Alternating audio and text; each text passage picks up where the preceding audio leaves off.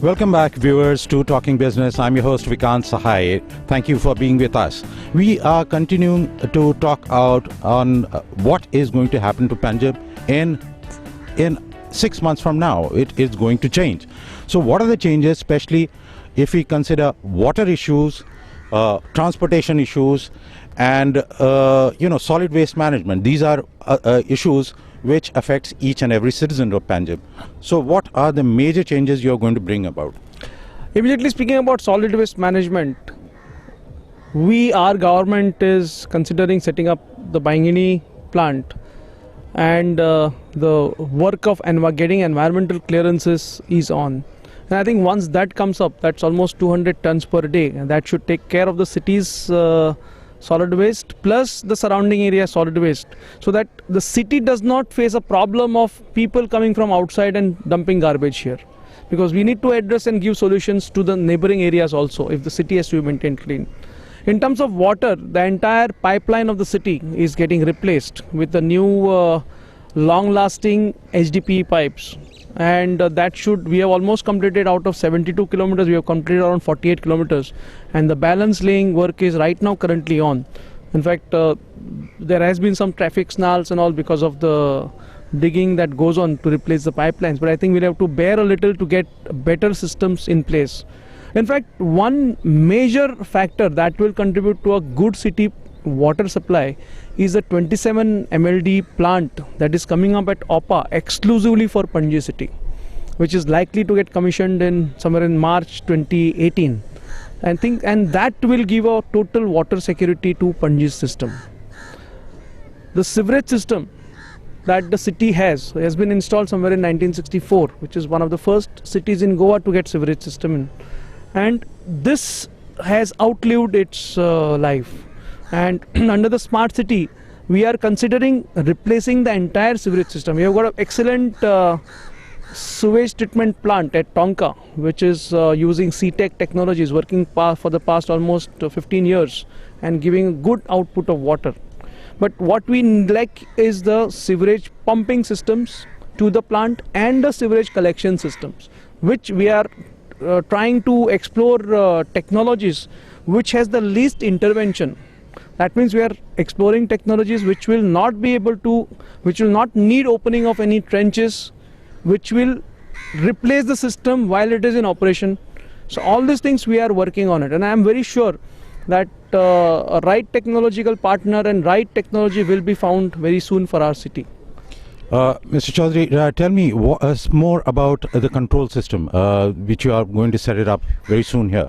How it is going to operate?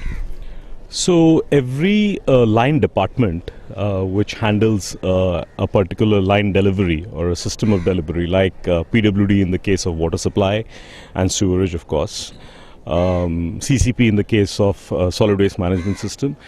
The idea of Smart City the Smart City Corporation is to enable them with the technology. So what we are doing is we are working very, very closely with them. All kind of state-of-the-art technologies, like I talked about, like SCADA systems, a GIS-based system where you will have sensors installed at various locations on the water supply pipelines. If there is a leakage, if there is a cable snap in case of electricity, of course, all of that can be instantly monitored on your online system in the command and control center.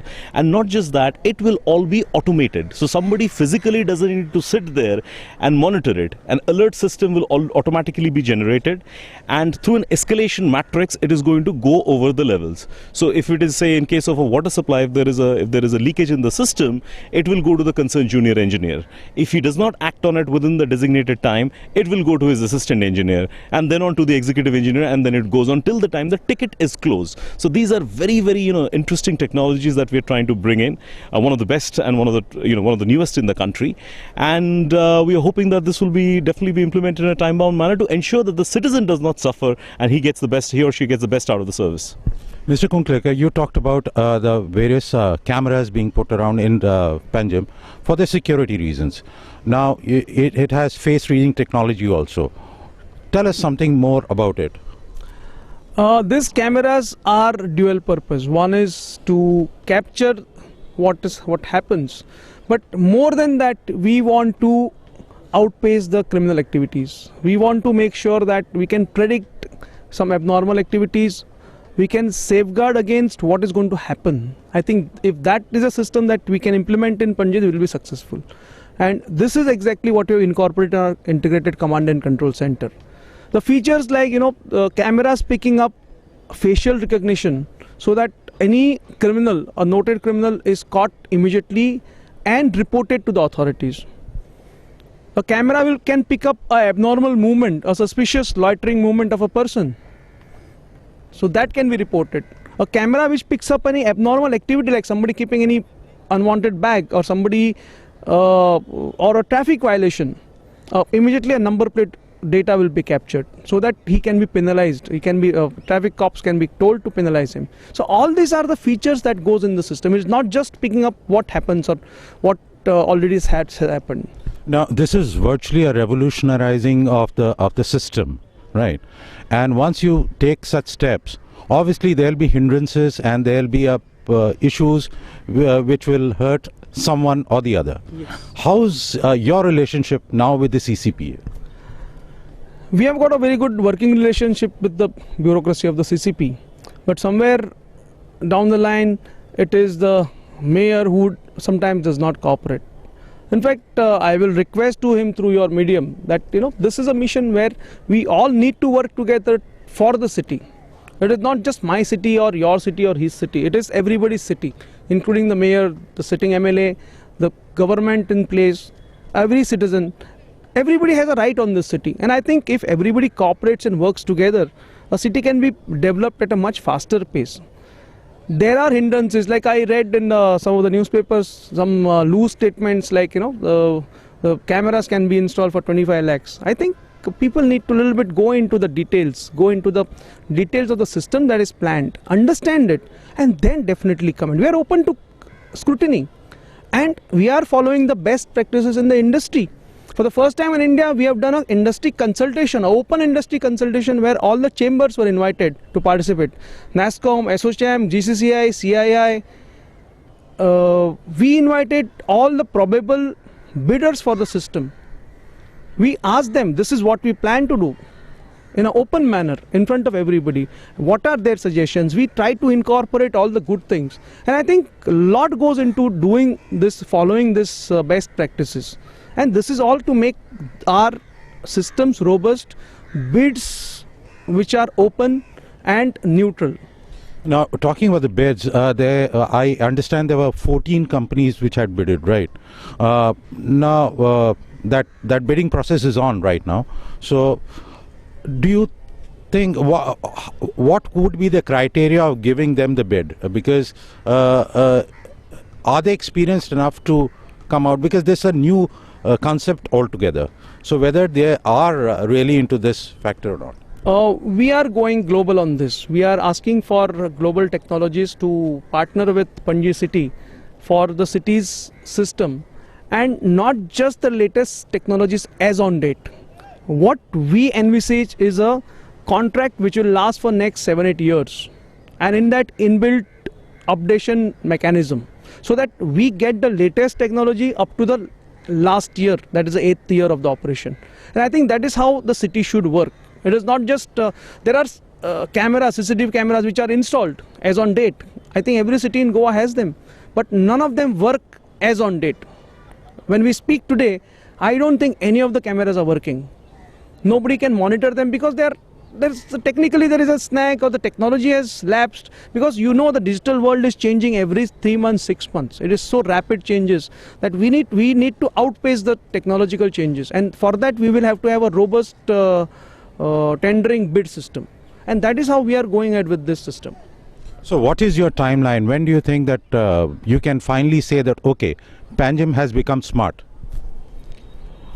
I think that is a very, very important and pertinent question. I think, we are looking at the bid to go online and live, and in the new year, the operations to start.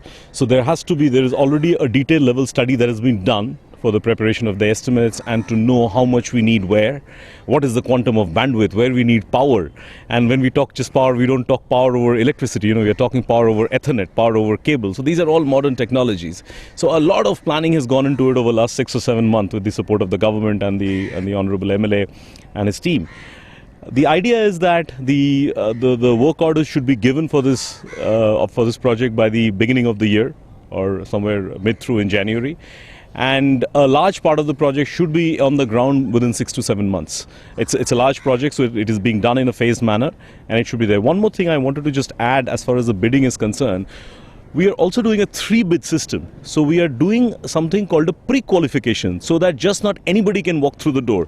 Our technical scoring has been kept at a very, very high mode.